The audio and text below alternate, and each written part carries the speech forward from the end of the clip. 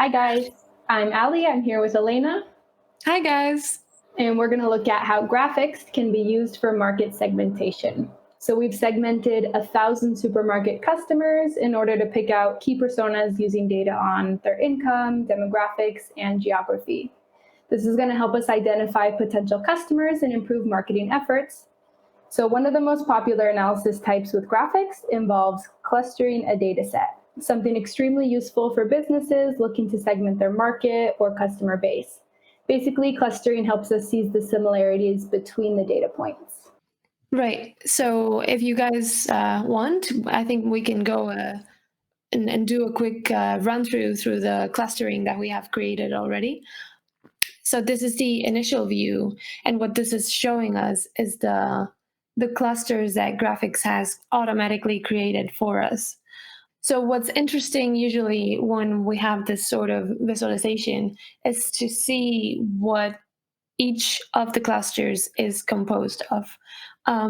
In this data set specifically, we have a bunch of different variables like the city, the customer type, meaning whether they are a member of that supermarket or not, the gender. But not every variable will be necessarily related to every cluster or even any cluster. A quick way to see whether they are related or not is to color the graph by the different variables. So let's just try and color by the different cities, which in our data set will coincide with the branch of the data set of the supermarkets. So here we see there's no clear distinction per cluster in terms of cities, and that's because it's not really a relevant variable for our clustering. But if we color by, for example, unit price, we can see there's a nice gradient right there in color. We can see that the clusters 9, 4, and 1 are in the bottom unit prices, and clusters 10, 8, 13, maybe a little bit 2 and 16 are in the top unit price. But for me, the immediate question is, if this is an important variable to distinguish the types of customers that we have, does the price have anything to do with how much a customer buys? And if so, does that change depending on each cluster, each type of customer, let's say? And we can see that very clearly it does. The quantity changes depending on the clusters. And there is a somewhat unexpected merge of these two variables in cluster 10 and a little bit of cluster 8, because those are the highest unit price and also very high purchase quantities, right? So I'm just gonna investigate a little bit more this cluster 10, for example, which is the most clear distinction. And let's go to, for example, gross income. And we see indeed that this type of customer belongs to the top distribution of income in this data set. If we go to cluster 8, I'm expecting to see very similar results. And yes, indeed, they also belong to the top quartile of the distribution in this data set. Elena, can we see if any products or what types of products are related to that group? Oh, yes, of course. So let's go back to cluster 10, for example, and see. So this is going to show us the results already filtered by this cluster 10, right? So that's what the blue lines is showing us in comparison to the gray lines, which are the entirety of our data set. Mm-hmm. So if we go to products, which should be here, we see that food and beverages and sports and travel are highly overrepresented for this cluster. So I don't know if you have any intuition, Ali, as to what this could mean for this data set. I mean, the sports one is a bit more obvious, right? People that are in that are making more money are going to spend their money, I guess, more on sports and leisure activities. But the food and beverage, I'm not really sure what to make of that. What do you think? So maybe I'm thinking the type of food and beverages, despite it being like an essential good, the type of goods that this people is buying maybe is more luxe or more expensive. Inside of food and beverages, you also have products like wine and other goods that maybe are not so represented True.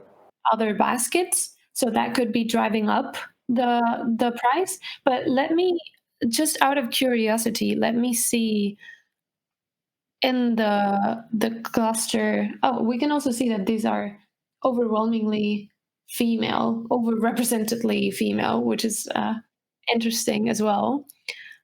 But let me see cluster 9, because these were the opposite clients. And they are in the bottom quartile of the income distribution.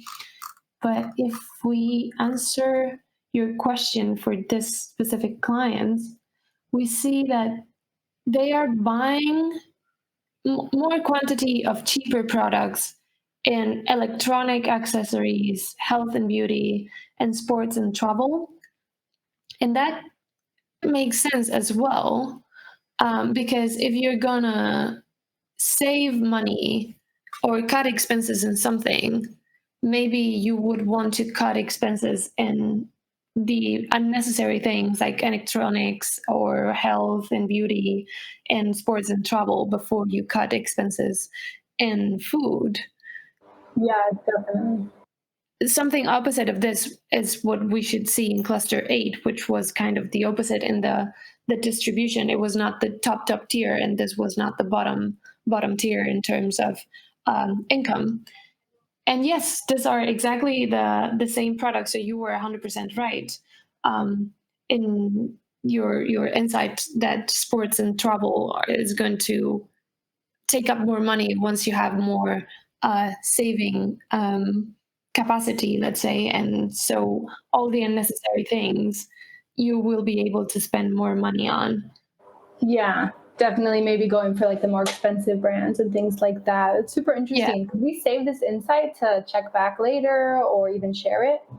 definitely. So if we want to save the insight of this specific cluster 8, we can go filter here in the clusterings, and now we go to create an insight, and maybe we can say cluster 8 is willing to pay more for non-essential goods. And we should save the insight so we can then go to the Insights tab and recreate it later, or download it, edit it. In this case, I've only filtered by the clustering, but you can edit this insight, add some further text, statistics, whatever you guys want to make it more intuitive. Something else that stood out to me was if you go back to the graph, I Yes. saw that all the clusters are pretty well organized and separated, except for cluster 4. It's a little bit all over the place. Can we kind of look closer at that one? That's true. Something we can do for this one, you have here all the, and this left side of the screen, you have all the characteristics of this cluster 4. But if you want to have a more clear vision of how this cluster is distributed, you can create a new segmentation here. In this specific case, for time's sake, we have already done that. And that new segmentation is in this cluster 4 segmented variable. So we can see there are 5 clusters in the segmentation. And what this cluster is indicating is non-members overwhelmingly belong to Monday. And if we can also filter by, for example, here, they're overwhelmingly representing Friday, Saturday, and Sunday. Let's see if we select, for example, Weekend shoppers. yeah, if we select, for example, cluster 1, we can go more in detail into what this specific side of this cluster 4 is indicating us. So it's paying more with e-wallet, is the time that they spend in the supermarket. So you can go way more in depth. Okay, so that was just a quick analysis. We can see already how graphics can be used to drive marketing strategies, and you can use that to prevent customer churn. So feel free to check out the project yourself. We'll put the link in the description. Yeah, thank you guys. Anything you need, feel free to contact us.